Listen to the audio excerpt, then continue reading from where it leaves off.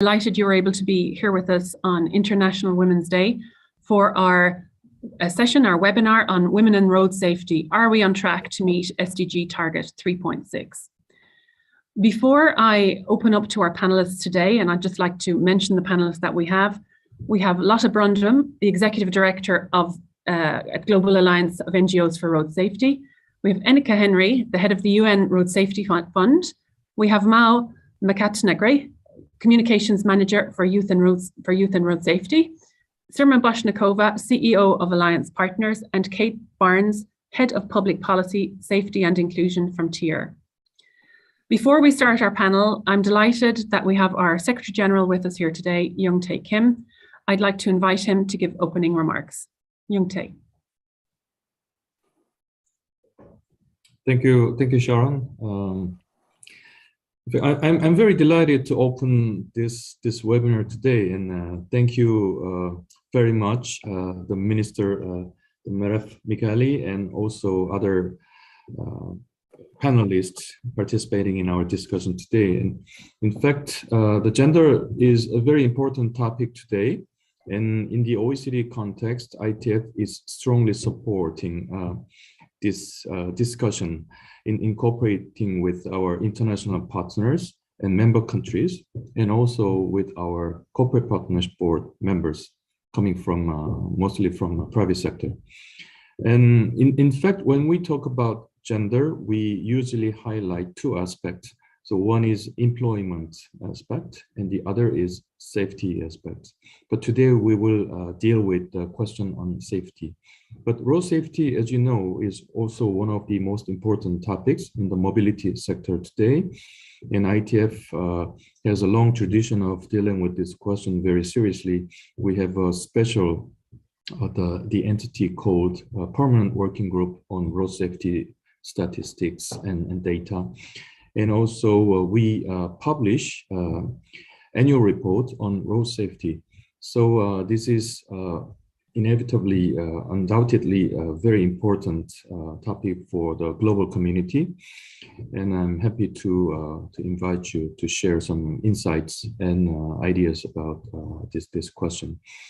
And also coming back to gender questions again, ITF, in fact, is not on the organization supporting ideology or the normative aspects of discussions. We rather support data analysis and evidence and best practice sharing as a global platform. And gender question has been quite recent, interesting topic in ITF, and because, as you know, 5 years ago and 10 years ago, in the transport platform, we didn't really deal with the question on gender. But today we know that transport questions are becoming more and more complicated, and we need to go beyond the transport question to solve the problems in our society. So that's why we try to combine transport with other aspects in our daily life. And recently we finalized several interesting the projects, and we did one research project on travel patterns of women, thinking that definitely the women's travel pattern is different from men's travel pattern. Of course, the situation can be different from one country to another. And also we published a gender compendium, and at our annual summit, we organize our gender discussions, and also our corporate partnership board, mostly composed of private sector, support the gender discussions in the ITF framework. And very soon in April, we will finalize our work on gender toolkit. So this gender toolkit will help our policymakers to check if gender aspect is reflected in the policy side or not. And basically, not only in their policymaking procedure, but also in our ITF, the work. And gender toolkit will be a very useful device for us to check everything regarding gender issues. So I know that today we will share a lot of interesting ideas and insights, and also we hope to get inspired by excellent panelists, and also through the Q&A session with the audience. And our program of work will be continued even tomorrow with another chapter of our event. So I hope that every one of us will have an excellent discussion. And when we go back today, and I think we'll be filled with a lot of interesting ideas. So thank you again, the minister and other panelists for joining us. And I hope that we will enjoy today's discussion. Thank you very much. Thank you, Young Tae. And with that, I'd like to give a very warm welcome to the Minister of Transport and Road Safety of Israel, Merev Mikhaeli, to come and give us a keynote today. Thank you very much, Minister, for joining us. Thank you so much for having me, and thank you so much for holding this very, very important convention on International Women's Day. This is so important. Really, it is, I think, beyond emphasizing and impossible to exaggerate the importance of this era in which we began to speak about gender and gender specifications in every sphere, which in the past was considered to be sterile, neutral, whatever, but anything that does then relating to women, women's needs, women's rights, women's equality, and so forth. So I was very much hoping to be in Paris today, especially on International Women's Day, to commemorate and mention Olympe de Gouges, one of the first I think, prominent and meaningful and still inspiring proclaimers and advocates for women's rights, an exciting feminist, which really gave us the words that stay with us. I know that I'm going back to them every now and then, and someone who paid with her life for the cause, but left us with really a vision which we still have to work for.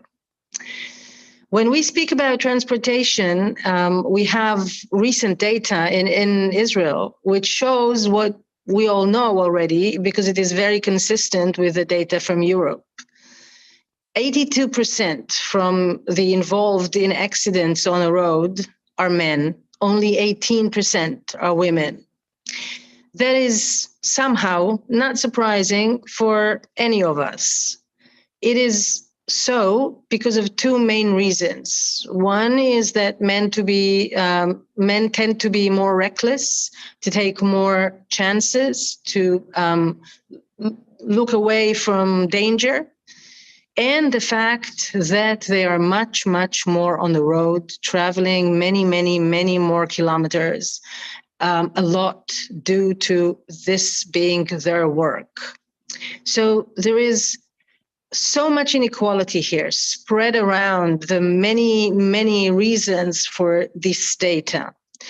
But there's one more data that we need to pay attention to, and that is that despite the 82-18 division in involvement in accidents, the number of men and women who find themselves admitted to hospital is the same percentage. That really raises the question, is that possible, that vehicles are designed so they are less safe for women? No doubt this is yet another thing that we should be looking into. But when we talk about transport and women and gender and safety, we cannot only speak about private cars and accidents involving private cars. We should look at the way women are doing all along the way, from being a pedestrian to being someone who uses a bike or an electric bike, to a passenger on the public train or bus or metro or whatever kind of public transportation vehicle, to being a passenger in a private vehicle, to, at the end, being a driver. And there's a long, long, long way which we have to go in order to make transportation in general more secure, more safe, more accessible, and more relevant for women. When we talk about safety, we talk about women, we cannot stop at speaking about road safety and accidents.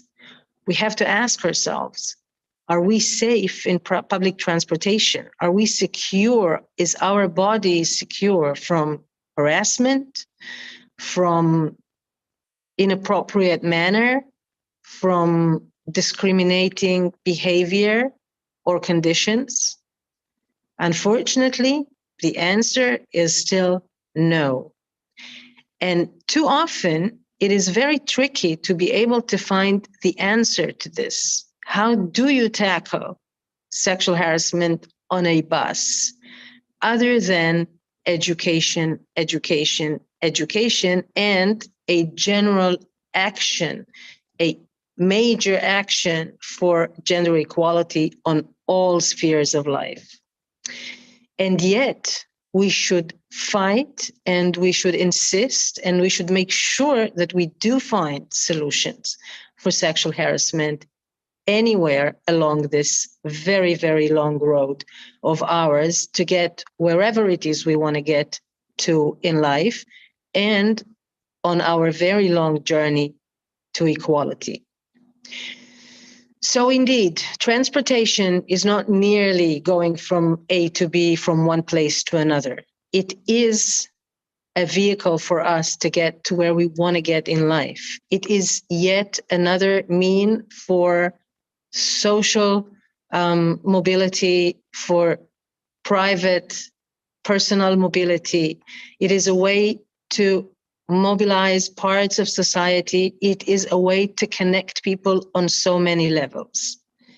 This is why it is so very important for us to use innovation, not only technologically speaking, but to use it to better develop humanity, to allow humans to be better and to fulfill themselves in a maximum possible way.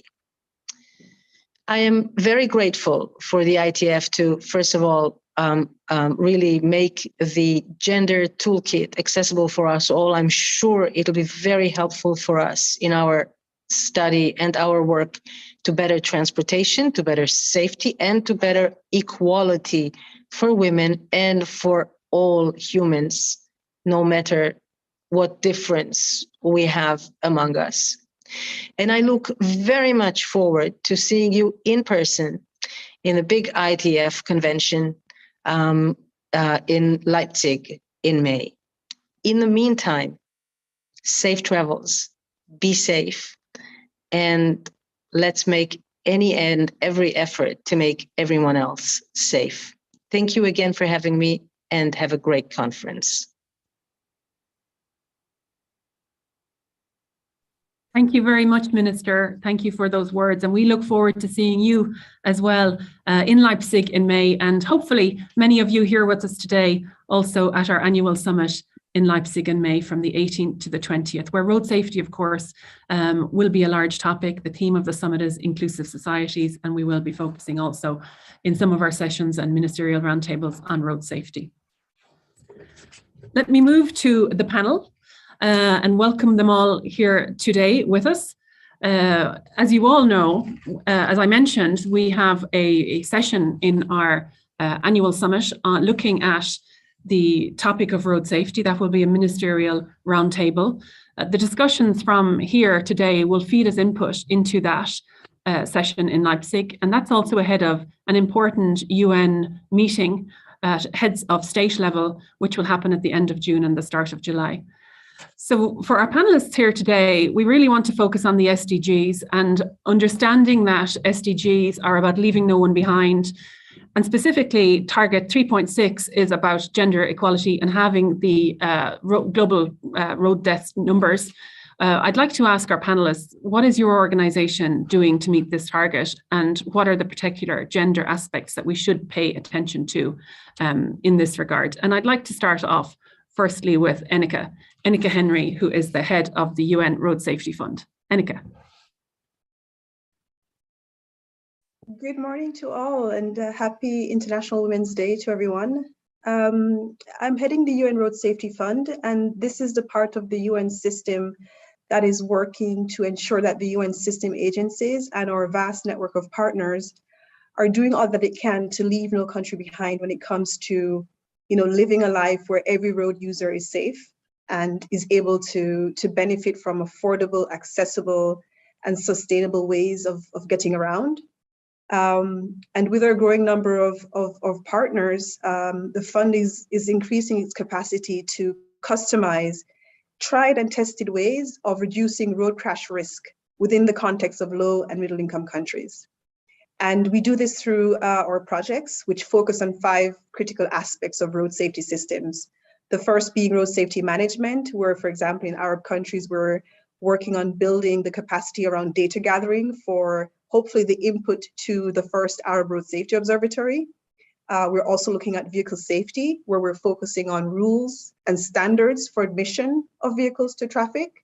And here we have an example of a project in West Africa, which is being led by UNEP and UNECE. It's about safer and cleaner used vehicles for Africa, and working with the West African governments to set and to enforce some agreed minimum vehicle safety standards, which also have some environmental performance standards as part of that. We're also focusing on road user behavior and enforcing that. So looking at traffic rules and driving of vehicles and pedestrian use and cyclists. And we have a very exciting series of projects which are looking at reclaiming streets for pedestrians and for cyclists. So we have a big focus on speed management in a number of our projects.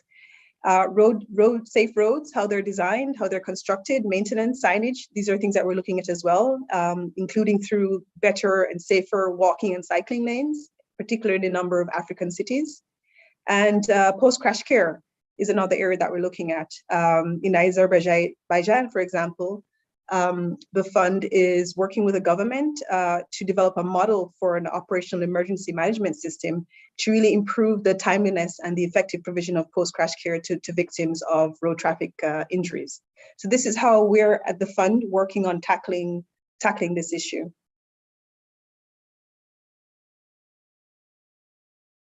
Thank you very much, Enika, for the insights there. I'd like to now move to Mao Makatsange from the Youth for Road Safety. Obviously, we know this is a big problem for youth. Mao, perhaps you could give us your insights on that and what yours, Youth for Road Safety, is doing in this respect.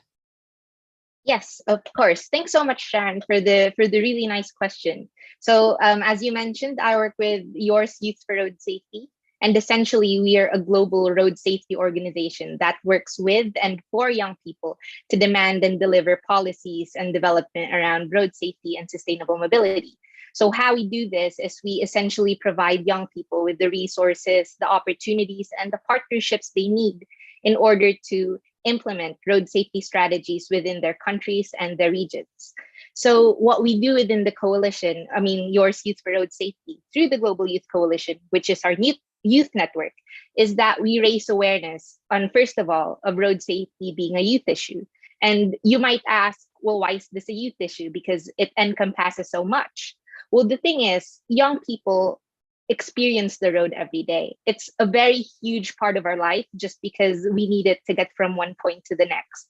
In fact, we have this global youth statement where young people demand, list down their demands and explain the situation that they face in terms of traffic, poor road infrastructure, and as mentioned before, sexual harassment. And so what we do there is we kind of bridge the gap between young people and decision makers so that decision makers and policy makers are able to understand the situation that young people experience every day. And, as a young person myself, I don't have to go far to understand that these situations are real and that they're happening. I live in the Philippines, so it's a low to middle income country. And so I've experienced getting on overloaded buses in order to get home or in order to make appointments. I've experienced walking along sidewalks with pollution because I needed to get from one point to another. And as a woman, I've experienced the unease you feel when you need to go home by yourself at night. And these issues are really seriously something that young people experience every day. And you just need to ask them, you need to ask youth what they're going through in order to understand. And so going back to the question, what we do is we highlight the fact that youth issues are not limited to road safety, but also in the engagement. Because how are you going to address this if you don't include the people living it every day? Meaningful youth participation is not just a box that needs to be ticked off, but it is essential.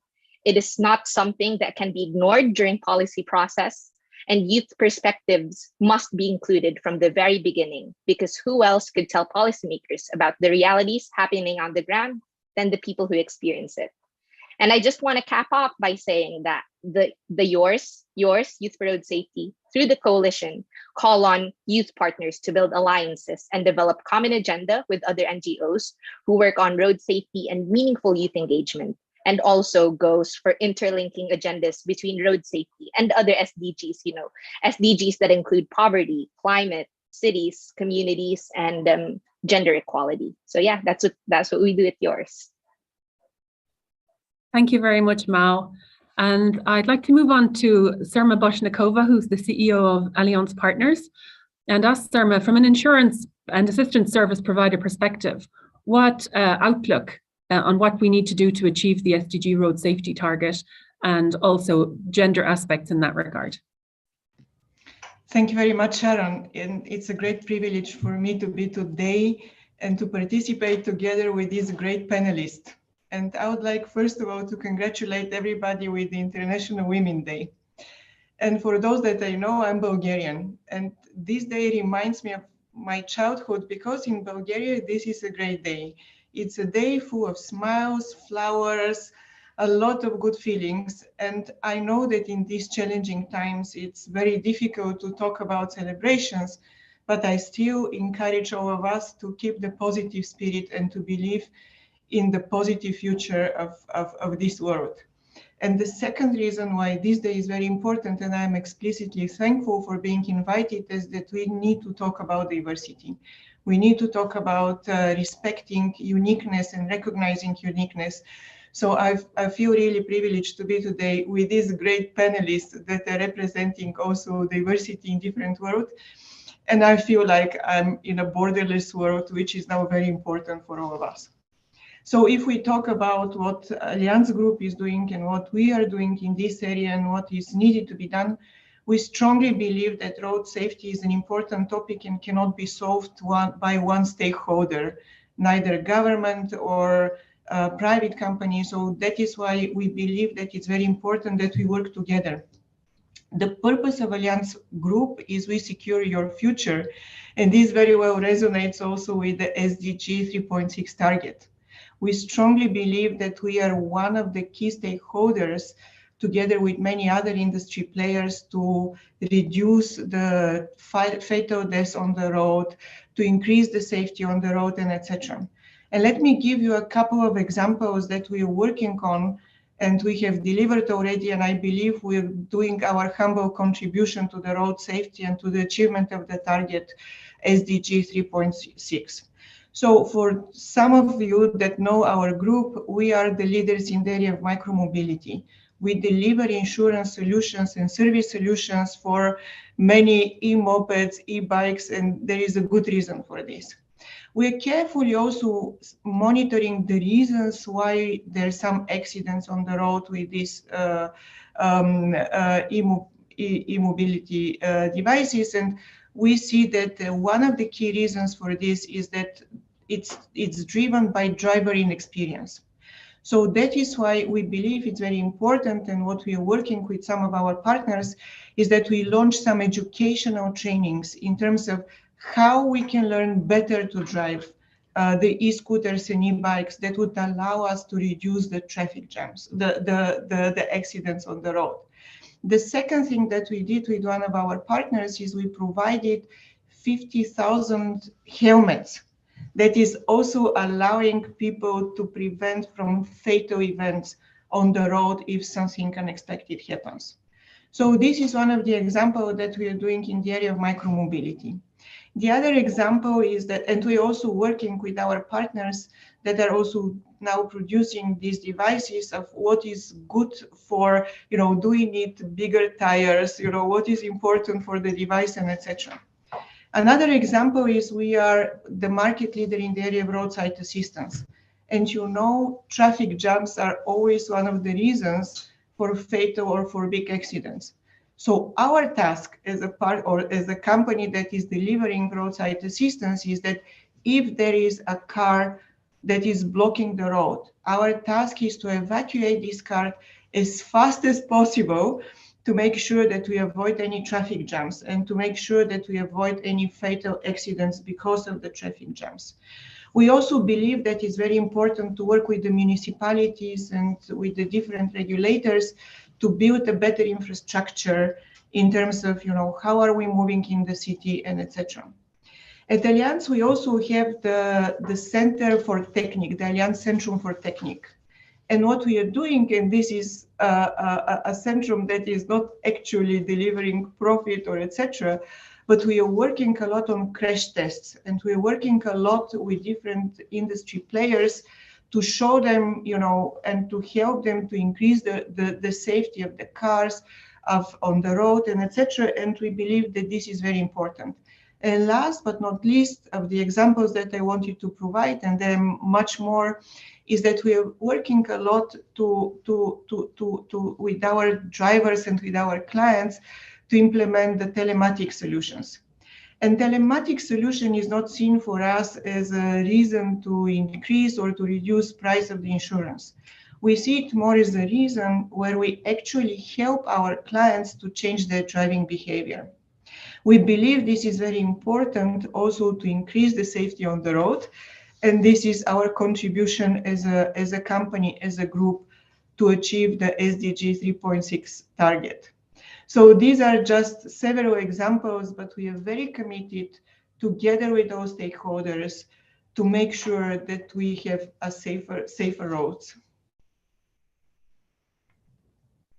Thank you very much, Surma, for those insights. They're very, very insightful and very helpful to, I think, all of us here. And I'd like to move now to Lotte. Lotte is the Executive Director at the Global Alliance of NGOs for Road Safety. Lotte, what is your organization also doing in this regard? And also, Surma mentioned earlier helmets. I know you're going to speak about that topic as well, and also looking at the topic of gender in road safety. Thank you, Sharon, and thank you to ITF for organizing this. It's a key date, as you say, in my country, in your country, and it's a delight to be here, and also on a panel full of women. But I think we have to remember that this gender gap will not be solved unless we bring in the men. So hopefully we can also discuss that. But just back to us, we are a member organization. We are a non-profit organization, an NGO, a member organization for NGOs around the world. We have 292 NGOs in 99 countries. And this is big and small NGOs in all corners of the world who is coming together on a common agenda for safer roads and for victims. And our role is to stimulate them, is to mobilize them, is to empower them, is to strengthen their voice around advocacy for safer roads, around actions, around accountability. And we do that in various ways. We bring them together. It's very inspirational if you work in one country to learn what others are doing, and also having a feeling that you're not the only one who is fighting for safer roads, which often is the feeling that an NGO in a country has. We do advocacy, for example, around the key dates for UN Road Safety Weeks, World Day of Remembrance, and now also advocacy up to the head of state meeting in June, July in New York. And then we do capacity building of our NGOs. But we also have access to all the views and the opinions and the perspectives from all these NGOs from around the world. And one of the things that we hear them saying is around meaningful participation. It is about, Maud also talked about that from the youth perspective, because we need to make sure that we are airing our voices. We need to make sure that we are engaged and we are bringing our views to the table, because that's what makes better decisions. In a survey we did, we could hear that 61% of our members felt or said that meaningful participation of NGOs, of the people from the ground, was an enabler for the Decade of Action, and 23% of them said that it had actually been the absence of meaningful participation that had hampered the progress under the first Decade of Action. So meaningful participation is something we are working on with our NGOs, and we've done a lot of research with the members, with our NGOs around the world. And out of this research, I've sort of come a best practice around the steps that you need to take in order to position yourself to be meaningfully engaged and get your voice heard in the realm of decision making. And this decision making is something that NGOs often do on behalf of the communities that they represent. And obviously, you want that meaningful participation to lead to a reduction of fatalities and injuries, but also the psychological effects that crashes are having. It should also lead to an attraction from the government of having you as an NGO, you as a woman, you as a community involved in decision making. So it's very much around using data, making sure that we know the data. And the minister from Israel started sort of giving us the rundown of how many men and how many women we know. So it's about making sure that the data is available and we use it actively. It's also making sure that we are smart when we communicate. We're not just bulldozing on our points, but we're actually making sure that we sort of put it in at the right time and the right agenda.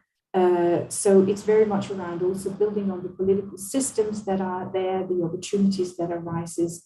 And then it's around, as an NGO in particular, building a track record, making sure that you're trusted, making sure that you're seen as someone who's around and are sort of consistently bringing meaningful things to the table. And also focus on a positive impact, the positive impact that what you're bringing to what you're pushing for is actually making a difference in the communities. It's around credibility, having credibility, and then it's around making sure that you're partnering with the different other stakeholders in the communities. But Sharon, you talked about the helmets, and I'm happy to sort of talk a little bit about that. I just want to hinge it back on gender, but also road safety being a cross-cutting issue. And I think this whole issue of making sure we're not seeing things as employment is here, safety is here, road safety is here, gender is here, that we are making sure that we're integrating everything and sort of mainstreaming the changes we want to see into our agendas is quite important. And I'm going to give you an example now, and that's the helmet one, Sharon, that you asked for. So I have lived, I'm Danish and I live in Denmark, but I have lived 17 years in various different low-income countries and middle-income countries. And one of the countries I lived in was Vietnam. And in Vietnam, you know, the way you get to school and the way you get to work and the way you move around is on a motorbike. And so, for example, if you have a helmet, hopefully you have two helmets, and hopefully you have a helmet for your child who you need to bring to school on your scooter. So it might be the mother, it might be the father who bring the child to school, but the other helmet, it's very likely that you give that to the boy in the family. And the reason is that the boy is the one who will be looking after you when you're getting older and when you are retiring and when you're not. Then when you need the help from the family. So you're sort of calculating in who you want to protect. And this is sort of bringing a lot of issues to the table, mainly around cost of helmets, for example, and poverty aspects. If you cannot afford a helmet, if you cannot afford helmets to the entire family, who do you choose to give it to? In the beginning, Jung Tae talked about employment being one pillar, and safety being another one. I'll like actually to integrate the two, because if you look at female entrepreneurs, they have less revenue than anybody else. They have less revenue with their male companions and their male partners. And that's mainly because they don't have they have to look after their children. There's no childcare maybe to help them, so they have to attend to both their business but also to their children. So imagine that we know that women rely on public transport. We know that women the women are that they travel for non-work purposes. They travel to bring their children to school, or they travel to do shopping or all those things. So if we're not providing a safe environment for children, we are not providing them with the opportunity to actually also have an income. So there's just a lot of things, and then we have harassment, and we have dangerous roads, and we have no public transport, and cost, and all these things to put into the mix. But the fact is that we cannot separate things. We have to see it in an integrated way, and we have to make sure that gender, that road safety, that all these things are mainstreamed into the agendas that we're working on. Thank you very much, Lotte. And I'm delighted to see so many people from around the world here and logging on with the Q&A and the chat. Tell us where you're logging in from. That's very nice. And if you'd like to send some interesting links and some of the work that you're doing, please feel forward to put them in the chat for everybody to see. So next I'd like to move on to Kate. Kate Barnes is the Head of Public Policy, Safety and Inclusion for TIER, a micromobility company. Kate. Wonderful. Thank you so much for having me here today. So I want to focus on what TIER Mobility is doing to meet this super important SDG target. So I think it's really important by starting by saying that we know that urban mobility isn't gender neutral. And at TIER, we are really working to understand the role that good regulation, the infrastructure, and the continuous investment in new forms of mobility can achieve in terms of better meeting the safety needs of women and better meeting the opportunities that women need. And the most recent example of this is we have undertaken some extensive research with Safe in the City to hear firsthand about the needs that women have when it comes to mobility, to understand both their very real and their perceived safety barriers, and how we can ultimately meet these needs as well. TIER has also been leading the mass integration, which means that we're better able to partner with over 500 cities to really provide shared transport solutions with real-time data to make better decision-making and better identify gaps. And another example of the piece of work that we're doing is that we're exploring the real drivers of safety. So at TIER, we were the first micromobility company to offer an integrated helmet solution, but we need to balance that against the fact that we know that mandatory helmet laws often frustrate the adoption of micromobility. And ultimately, we need to take steps towards this modal shift in order to achieve Vision Zero. So that's some of the work that we're doing at TIER. Thank you very much, Kate. And I'd like to move to a second round of questions, which is, as you know, ITF is an intergovernmental organization, and we have many of our ministries of transport here watching this webinar here today. So for all of you, what is your key question to policymakers? What would you like policymakers to take away from this discussion? And how can the needs of women be taken into account in road safety policies? And perhaps we'll start with Lotte on this one. Lotte? Thank you. Yeah. I think Miles said it, and maybe it's been repeated various, but I think it's important that women, young people, communities are involved in every single step of planning and implementation of any transport policies, of any road safety initiatives that are. And I think this is this should not even be said because it should be done. It's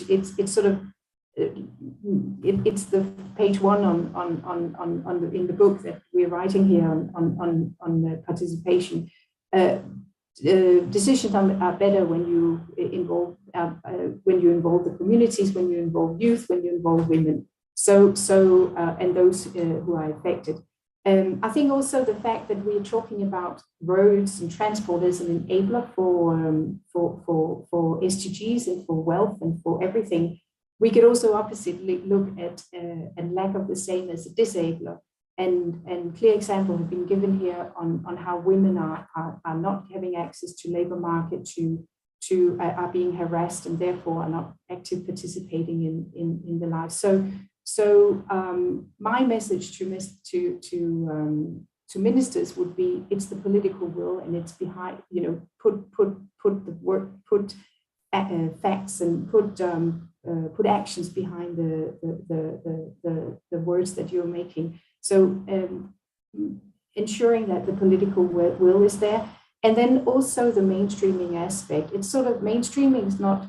It's a very active process where you think in gender in every single step you take, and you sort of have a range of questions that you ask yourself. There's a routine when you're implementing policies and when you are putting your actions in place. Evidence. Use the evidence that you have, and also funding. Funding and investment is needed, and again, this comes back to the political will. If you mean it, then do it. And then it's the meaningful participation of those who are involved. Those would be my messages. Thank you very much, Lotte. And perhaps also for Mao, what do you believe is the key message that you want policymakers to take away today from this session and to bring into the discussions that they will be having at the summit in Leipzig and also ahead of the high-level UN meeting at the end of June, start of July? Yeah, that's a really good question. But I'd first like to confirm that this isn't just my message for policymakers. It's the message of all young people that I've gotten the opportunity and pleasure to interact and work with. So we have four. But they're just really simple and echoing a lot. It's about political will in essence. But the first one is that it is crucial to have more women involved in transport mobility sector and industry to ensure their needs are represented. So how would you know what issues to address if you don't have the people who are there experiencing these issues? Number two, there needs to be a support for cities to scale up and mainstream meaningful participation of women and girls in the design, planning, and implementation of safe and sustainable mobility policies. We need to train young girls and women and give them the opportunity to take part in the road safety sector, because young girls know best how to provide a holistic, approach to road safety and mobility. Number three, governments and organizations need to commit to including gender perspectives when they implement strategies to promote gender equality within the transport sector, including paid internship and setting quotas for the employment of women. And number four, governments need to be held accountable on the achievement of SDG 5 and SDG 3.6 to ensure that women and young people are meaningfully engaged within the transport sector and city design. There's just one wrap up. So, the message that we would have for policymakers and decision makers, it's that we are holding you accountable, we are watching, and as young people, we are claiming our space. Thank you very much, Mao. I think that's very, very clear, and we'll be sure to echo that in our summaries as well. Moving to Kate. Amazing, thank you. So I think firstly, we know that there is a gender bias when it comes to transport infrastructure, and there is a big gap when it comes to helping keep women safe on our roads. So we need to address this. And in fact, micromobility could be the quickest way that we can bring attention to this challenge. And second of all, we know that our streets don't work for women. So we need to invest not just in infrastructure, but also in new forms of mobility to open up cases for excluded groups. And I also want to highlight the real need to focus on safety, specifically at night. So through some of our research that we recently did with Safe in the City, we know that our streets are very sadly failing women at night. So in the UK, 73% of women that we surveyed felt safe riding during the day, And this dropped to just 3% at night. And in Berlin, this was 66% and then 10% respectively. So this really is something that needs to be addressed and addressed urgently. And we also know that cars continue to pose the biggest risk to road users, and we need to support in providing access to alternative modes where possible. So I think this leads me to my next point, which is what do policymakers need to take into account? So firstly, we need to talk to women and to understand their needs, not just on International Women's Day, but always, and this needs to be ongoing. We also need to respond to gender bias in design by hiring more women in senior positions, whether this is within transport companies, within cities, city planners, within mobility providers. And we need to really ensure that women are represented within these organisations, especially important when we think of who are designing our public spaces and who are designing our cities. And finally, we need to invest in new modes that let women be part of design thinking from the start, such as modes like micromobility. Thank you very much, Kate. And you, and I think a few of the other speakers so far, have touched on education and including women in the design prospects, etc. That's a topic that we've discussed with our corporate partnership board members. This is the group of companies that give us advice and insights into what is happening on the ground. And we did a workshop a couple of years ago on hiring and retaining women in the transport sector. And we will have one on the 22nd of March looking at the educational side of that. So where are the crux points in education where people make decisions, and women in particular, as to whether they go into the transport sector or not. So keep an eye on the website for the summaries of those conclusions as well, all the people online today. So with that, I'll move to Surma. Surma, what are your messages for policymakers? What do you want them to take away from these discussions? What do you want them to take into the next discussions on road safety at the annual summit? Thank you very much. And I can only agree with the colleagues that talked before me and the initiatives they suggested. I just want to say and to repeat myself that road safety is a task for everybody, and we need to work together. And this is something very important, not only in terms of gender diversity, but in terms of different stakeholders and different players on the market. And this is something of fundamental importance. The second thing is, I really believe it's a gender neutral topic, because road safety is important for everybody. I'm a mother of two. I have a son, I have a daughter, and I want both of them to be safe on the road in the future. And by the way, thank you for the messages from the young population. It's really insightful, and we need to listen to you much more often and in a much more serious manner. And I just want to add a couple of other topics. I think it's very important that we encourage much more technology, and to encourage much more the implementation of technology that would allow us to change the driving behavior, to improve data usage, that would allow us also to prevent and to use this for better cars, better devices, better infrastructure, and etc. The other thing is that we really need to work together to reduce the traffic jams, and this is not only the part of the municipalities or the policymakers, it's a joint task. And last but not least, I really believe in education and training and positive propaganda that is talking much more about what are the consequences and how important it is to be responsible on the road. So these are my adds-on to everybody that talked so far. Thank you very much, Surma. And Enika, from the UN Road Safety Fund, what is your message to policymakers? What would you like to see them considering and doing, at the end of this session? Thank you, Sarah. When you talk about women and road safety, or even if you just talk about women, or even if you just talk about road safety, I think the message for me to policymakers is the same. It's that we need to really get back to basics. So understand and get the data that we need so that we can then formulate some evidence-based interventions to respond to that, to respond to what we're finding out.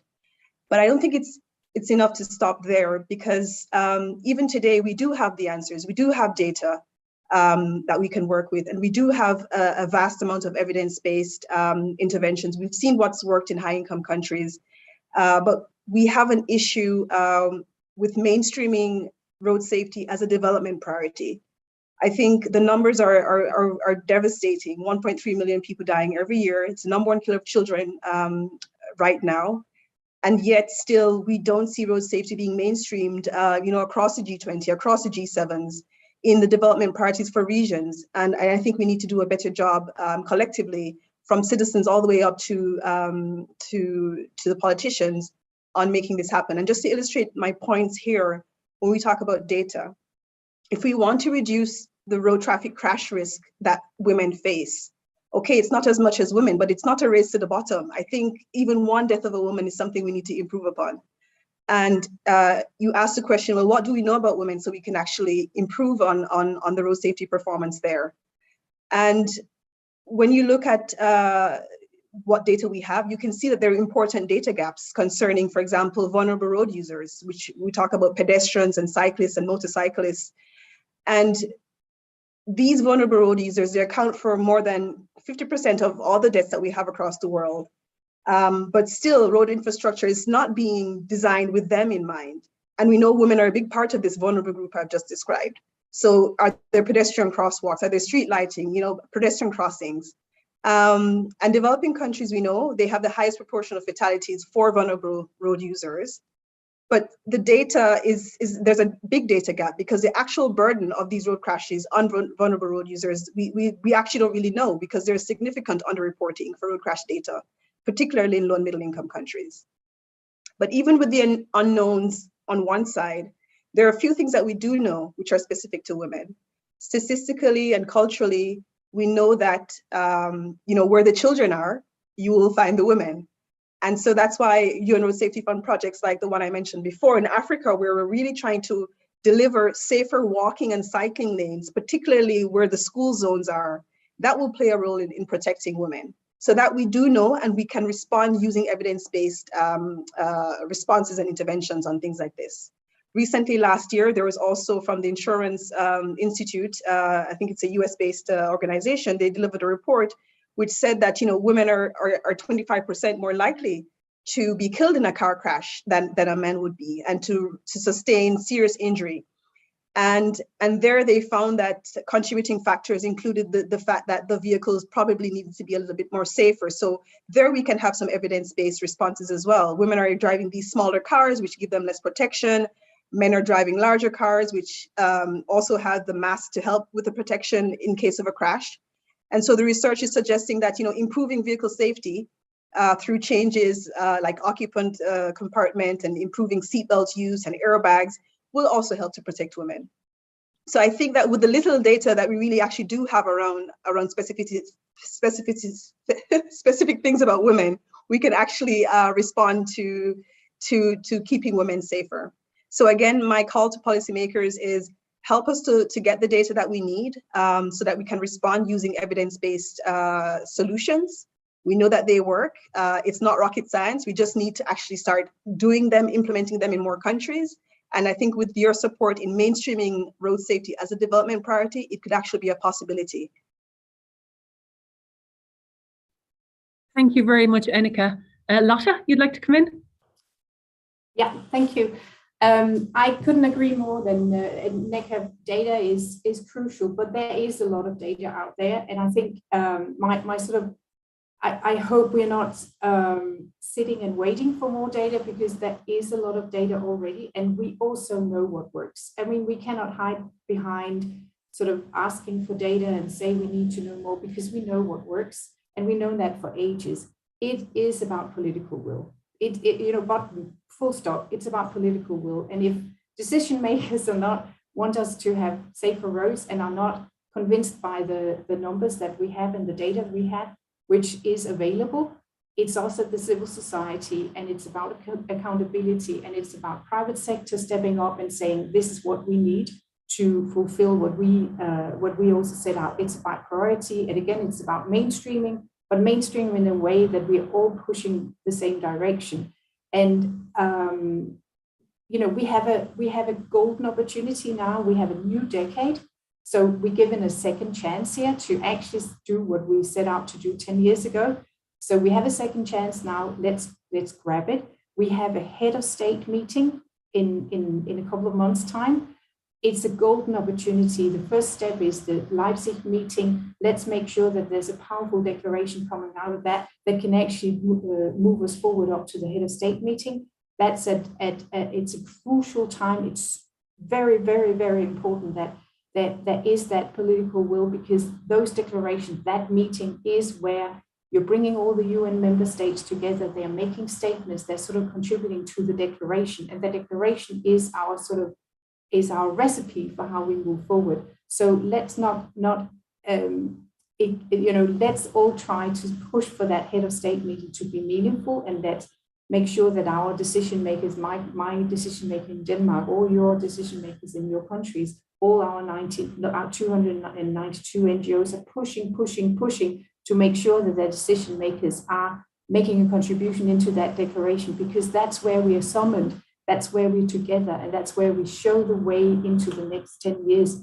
3,000 something days left. I mean, we don't have a lot of time. And without this political will, it will not happen. We can talk on panels, we can collect numbers, we can continue. We have to get political will.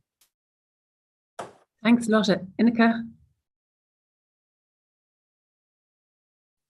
Thank you. Yeah, Lotte, couldn't agree more. We do have enough to take action. And that's why I said we can't stop at just the data and then even the evidence, because we have the proof of what works. It's really about the next step, the political will, and mainstreaming it as a development priority, because as you know, nobody really takes action unless it's in the black and white that is important. So we really need to actually put it as a mainstream development priority. I think specifically to policymakers, I would like to say, to remind that you are the custodians of your citizens that have elected you to positions of power and to influence. And they depend on you to deliver on the promise of a better and a safer future. And a part of that is keeping your citizens safe as they move about their daily lives. Road traffic deaths are actually not normal. They are preventable. And that's why the top performing countries with little to no road traffic deaths, they have this Vision Zero policy. So it really starts with policymakers reaffirming Vision Zero and really letting citizens know that they don't accept that road traffic deaths is a normality, and it's actually one that it's something that we can prevent and stop. So I'll end there. Thank you. Thank you, Ineke. And at this stage, I'd also like to highlight the work of the International Transport Forum in this regard. For many decades, we've been working on road safety. It's been a key pillar, as the Secretary General said, in the work of the ITF. And our international traffic, can you hear me? Our International Traffic Safety and Analysis group, IRTAD, with its traffic safety experts from around the world, is working on this on a daily basis, including looking at data and statistics and bringing out a transport, an annual safety report. This is available on our website as well, on the ITF website, including the work that we do on our safer city streets and, of course, on Vision Zero, as Ineke mentioned earlier. So with that, I'd just like to thank all the panelists, just to ask if anyone else has any more comments or questions that you'd like to speak to at the moment. Yes, Mao? Well, it's not really a comment, more of an invitation. But I really like to get it out there. It's a message to all the young leaders out there who want to get involved. If you liked what you heard, or if you want to, join the road safety movement or the youth revolution, you can come join us. You can go to www.claimingourspace.org. I can put it on the chat box. And, at Yours in the Global Youth Coalition, we will empower you. We want to listen to what's happening on the ground, and we want to help provide solutions. And we were talking about, it's not going to end in a panel. We're not going to address these issues in a panel, but you as young leaders, you can address this in your communities, and you just need, the resources to get started. And I'm sure it's not just our organization, but all the rest are here to support you. But if you want to get started, you go to the Global Youth Coalition, and we'll be there to help out. I'll put our website in the chat. Do. Thank you. Thank you, Mal. Anyone else like to make a final comment? I would just like to thank you, Sharon, for inviting us to this panel. And this is a very important topic, so thank you very much for this. Thank you very much. Thanks, Sirma. And thank you to all of our speakers that have been with us here today, and also our Secretary General, Young-Tae Kim, and the Minister of Transport and Road Safety, Merev Mikhaeli from Israel. I'd like to also remind everyone that today is part one of a two-part session. Tomorrow we will gather at 1500 Central European Time to discuss the topic that has actually come up a few times today in terms of vehicle safety and crash test dummies. There we will have a number of speakers. The conversation will be led by my colleague, Veronique Feipel, who runs a lot of the road safety work here at the International Transport Forum. And we'll also have Veronica Raffo, who is from the World Bank, Senior Infrastructure Specialist. We'll have Astrid Lindner, Professor of Traffic Safety from the Swedish National Road and Transport Research Institute, and Carolyn Roberts, of Safety Researcher with Arrival. And so we hope that many of you will join us again tomorrow for those important discussions. Our Secretary General is back with us. Young-Tae, would you like to give a few closing words? I just wanted to thank everyone for their very impressive contributions, and I really enjoyed discussions even with my camera off. And I hope to learn more about these questions tomorrow with an excellent panelist again. So hope to see you again. Thank you very much. Thank you, Young-Tae, and goodbye to everybody.